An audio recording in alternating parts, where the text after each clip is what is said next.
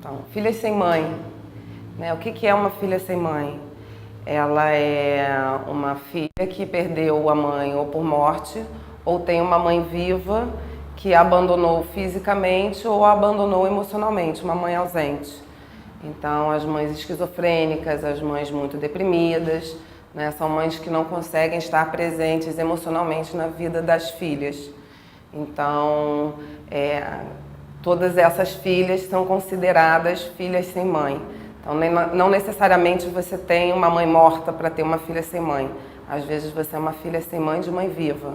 E eu comecei a me interessar realmente por esse tema, muito pela minha história pessoal, né? Já que eu perdi a minha mãe quando eu tinha 3 anos de idade. Meu pai casou logo depois. 4 meses depois, eu morava em São Paulo, 4 meses depois ele já estava no Rio e casado com uma outra pessoa, então eu ganhei uma outra mãe. E sempre foi assim, eu sempre soube que a minha mãe tinha morrido quando eu tinha 3 anos de idade, que ela teve câncer. E umas coisas ou outras, né, que se falavam da minha mãe, eu realmente passei boa parte da minha vida sem saber quem era minha mãe. E quando as pessoas perguntavam a história da minha mãe, eu falava assim, não, a minha mãe morreu quando eu tinha 3 anos. E aí as pessoas me olhavam com uma cara assim de, nossa, que horror. Eu, não, mas isso é super bem resolvido pra mim. E, sei lá, um dia na minha vida, por nenhum motivo ligado à mãe, nada disso, eu fui fazer terapia. E na terapia eu comecei a descobrir que não era um assunto tão bem resolvido assim. Na verdade, eu fui descobrir que era um assunto que eu não sabia absolutamente nada do que não era ter mãe, do que era perder a mãe. E a vida inteira eu escutei assim que perdeu a mãe, mas vamos em frente, né? E é geralmente o que a gente vai vendo que vai acontecendo com as outras pessoas. Então, um dia eu estava nos Estados Unidos, minha irmã mais velha mora lá, e ela estava lendo um livro que foi indicado pela terapeuta dela, que se chama Filhas Sem Mãe, O Legado da Perda, escrito por uma jornalista que se chama Hope Edelman. E ela fez uma pesquisa com mais de 1000 mulheres que perderam as mães ou foram abandonadas ou negligenciadas. E, na verdade, ela escreveu um tratado sobre filhas sem mãe. E eu, quando comecei a ler esse livro, eu fui meio que fazendo assim um checklist, né? Filha sem mãe, acontece isso, lá na idade adulta você vai ver isso, na infância você vai ver isso. Eu fui falando, passei por isso, eu sinto isso, essa sou eu. E aí foi a vez que eu me dei conta, a primeira vez que eu me dei conta de que eu era uma filha sem mãe.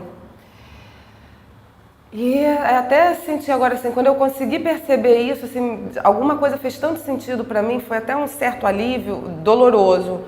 Mas foi um alívio, porque eu consegui ver, assim, de que as minhas dificuldades, as coisas que eu não sabia, que eu não entendia, que na minha família eu não entendia, que eu era a problemática, a sensível, a que a gente tem que se preocupar, isso vinha de algum lugar, né? Então eu comecei a pesquisar, a ler tudo que eu podia sobre filhas sem mãe. Então eu uso muito da minha experiência para o meu trabalho, mas eu uso muito também da literatura, apesar da gente não ter uma literatura em português, mas já se encontra bastante coisa em inglês, muita tese de mestrado, muita tese de doutorado, então eu estou sempre procurando coisas por aí. A gente estava vendo assim, como que o desenvolvimento da mulher está tão ligado na relação mãe-filha, o que acontece com esse processo de desenvolvimento de uma menina para se transformar em uma mulher quando não tem a mãe, né? Na verdade, assim, esse processo ele vai ficar todo abalado, porque ela vai precisar ir por caminhos alternativos. Né? O vácuo maternal vai estar sempre presente na vida dela. Então, a gente vai ver, na verdade, assim, bastante dificuldades no desenvolvimento nessa transição de menina para mulher, porque existe um processo de luto quando existe uma morte, uma perda significativa, né? E uma criança, ela não tem ainda os recursos necessários para lidar com esse luto, vamos dizer assim. Então a gente são 2 conceitos que são importantes de falar, que é o luto e o enlutamento. O luto ele é a experiência da perda, né? E o enlutamento é todo o processo que você faz para lidar com aquele luto, né? Então é um processo que exige de você aceitar a perda, que exige que você lide com os problemas e as emoções que advêm da perda, é um processo que exige que você reorganize a sua vida, né? E as crianças não têm a habilidade para fazer isso. Então, o que vai acontecer geralmente com a criança é que esse processo de luto ele vai ficar sendo adiado e ele vai acontecer ao longo do desenvolvimento. Então, a gente vai ver, geralmente, assim, crianças que às vezes você olha e parece que nada está acontecendo, ela está brincando ali como se nada tivesse acontecido. Por quê? Porque a criança não suporta a dor durante muito tempo, ela não sabe que a dor uma hora passa. Então, ela precisa se afastar da dor. Então a gente vai notar muitas vezes assim, um desinteresse total da criança por aquele assunto de mãe, ela não vai querer falar, em alguns momentos você vai ver a criança meio triste, mas ela também não sabe falar o que é que está acontecendo, né? Porque assim, a criança precisa de encorajamento, ela precisa ter um lugar para expressar os seus sentimentos, mas muitas vezes a própria criança não sabe denominar os seus sentimentos. Ela sente aquele incômodo, mas ela não sabe dar nome ao que ela sente. E ela também, muitas vezes, não tem o espaço para expressar o sentimento dela. Porque a família também está enlutada, o pai também está em luto. E a família, geralmente, ela quer proteger a criança da dor. Então, o que geralmente a família faz é se calar.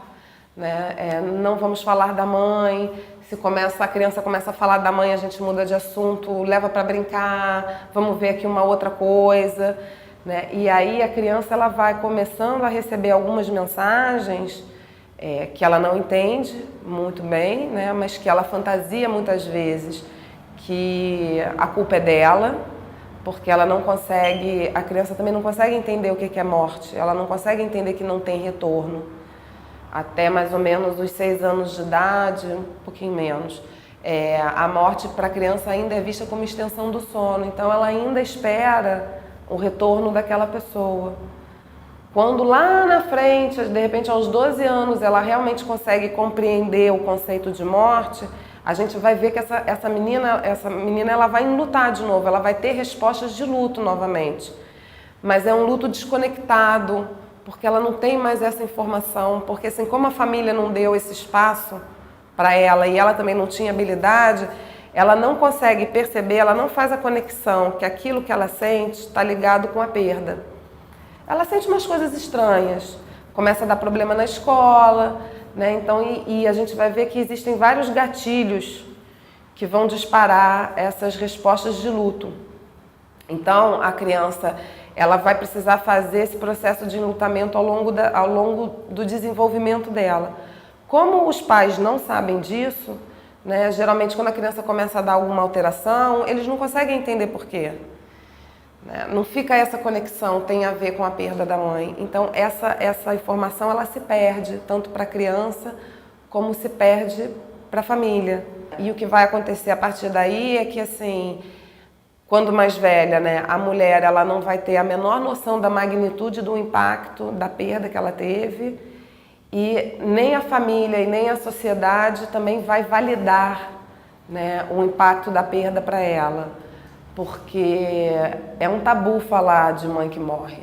A gente quer acreditar que as mães são eternas, Assim, se a minha mãe morre e eu penso nisso, significa, se a mãe de alguém morre, significa que a minha mãe também pode morrer.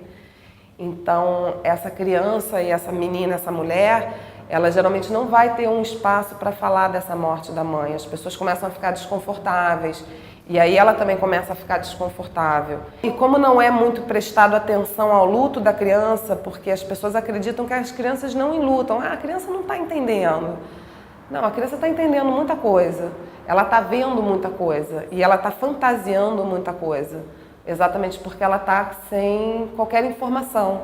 Geralmente a família não dá nenhuma informação, não fala muita coisa a respeito.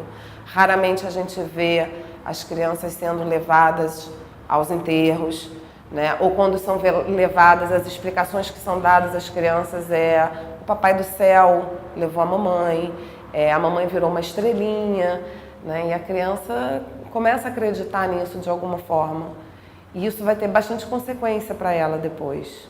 E aí a gente vai ver também, assim, nesse período da infância, o que a gente pode ver como efeito, Uma coisa para prestar atenção que chama atenção, a criança que começa a se isolar, a criança que começa a comer em exagero, a criança que de repente o que ela vai fazer? Ela vai trocar rapidamente uma relação com a outra, né? Então, como não tem mais a mãe, ela vai precisar grudar em alguém, ela vai precisar, porque ela precisa de vínculo.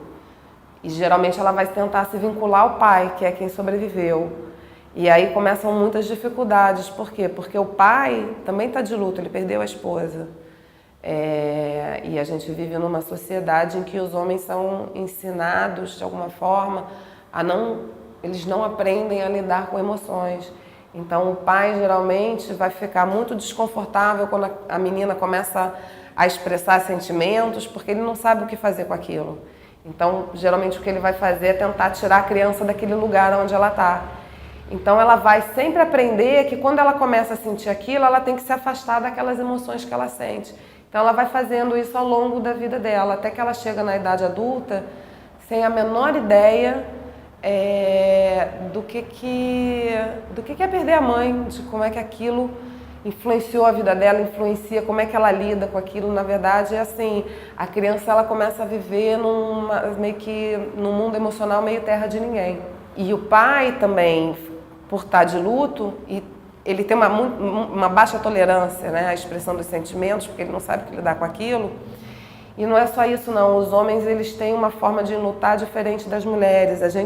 Nós mulheres, nós estamos acostumadas de alguma forma a nos expressar, né, a falar de dor, a falar das emoções, os homens não.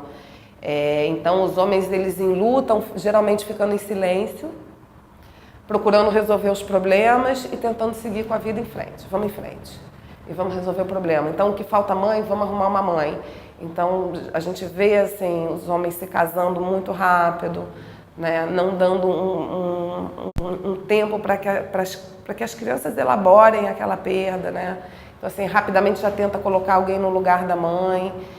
E aí, o que a gente vai ver ao longo do desenvolvimento é que essa criança ela vai ficar, né, já não é nem criança, já na adulta, na mulher adulta, ela tem várias crianças, ela tem, na verdade, assim, um desenvolvimento que é muito arrastado, é muito congelado, é muito paradoxal também. Porque quando criança, ela aprende uma lição muito da vida adulta, que ela aprende que as relações não são permanentes e ela aprende que a segurança é muito efêmera. Só que ela é uma criança para lidar com isso. Isso é uma sacação de adulto e não uma sacação de criança. Então ela não tem como lidar com isso, né? A visão de mundo dela, de um mundo seguro, nutridor, é rapidamente rompida, né? O senso de controle dela fica muito danificado. E ainda quando criança, mas ela vai carregar isso tudo para a vida adulta. Então, o que vai acontecer? Você vai ver, muitas vezes, uma criança, mas que em muitas situações parece uma adulta, e você também vai ver uma adulta em que em muitas situações é uma criança. Então, assim, são várias crianças existindo dentro daquela mulher. Como é que acontece essa história assim, de uma mulher com uma criança dentro, uma criança com uma mulher dentro, né? Então, meu pai está no 3º casamento e ele tem uma filha de hoje 10 anos, mas quando ela era mais nova, eu me lembro que eu chegava lá na casa dele e ela sempre vinha, né? Ela ficava com ciúmes, porque eu não moro com meu pai, então assim, a gente sentava, a gente conversava, não sei o quê, e ela é filha única, vamos dizer assim, né? Hoje em dia. E ela chegava, ela ficava assim, ela queria participar ali da conversa, na verdade ela queria tirar o meu pai de mim, né? E nessa hora eu parecia uma criança de 4 anos de idade, porque eu começava a ficar com muita raiva, a vontade que eu tinha de esganar ela, não sei nem se eu vou dar esse exemplo, eu tive vontade que eu tinha de esganar ela, né? Meio que afogar na piscina e falar, vamos brincar de roxinho? Fica roxinha, né? Porque assim, o pai é meu. Quem você pensa que você é, que vai se intrometendo assim? Um outro exemplo, eu fui jogar Wii na casa deles. Vamos jogar boxe. Me botaram para jogar com a minha irmã mais nova, né? Ela de frente para a televisão e eu de frente para ela. Quase bati na menina, né? Até um dia que eu tomei uma consciência que eu falei assim, gente, eu tenho 4 anos de idade. Que a minha vontade naquela hora era de acabar com ela mesmo, eu cheguei primeiro, quem essa pirralha vindo querer tomar o meu lugar. E a gente não se dá conta disso. E as pessoas que estão do lado de fora também não conseguem entender, porque olham um mulherão desse tamanho, com 30 e tantos anos de idade na cara, mas que se comporta como uma criança de 4 anos. E não é que ela se comporta como uma criança de 4 anos, naquela hora ela tem 4 anos de idade. Porque ela tem um monte de situações não resolvidas, inacabadas, que fazem emergir essa criança. Quando ela revive essas situações hoje, né, que ela viveu no passado, ela, na verdade, ela tem 4 anos de idade. Então, assim, é importante a mulher também se tocar disso, porque em algum momento a sua mulher adulta vai ter que entrar nessa história. Né? Então, eu fazia meio que uma conversa comigo, eu ia negociando, eu falava, olha só, não vai dar para bater na irmã, né? Que coisa feia. Vamos brincar de outra coisa. Você ficar com muita raiva quando chegar em casa, você pode bater em alguma coisa, mas na irmã não. Então é alguma coisa que a gente precisa também identificar. Nossa, eu tenho 4 anos de idade, eu estou precisando de alguma coisa. Com 4 anos de idade, o que é que eu preciso? Provavelmente ali eu estava precisando da atenção do meu pai, de estar com ele.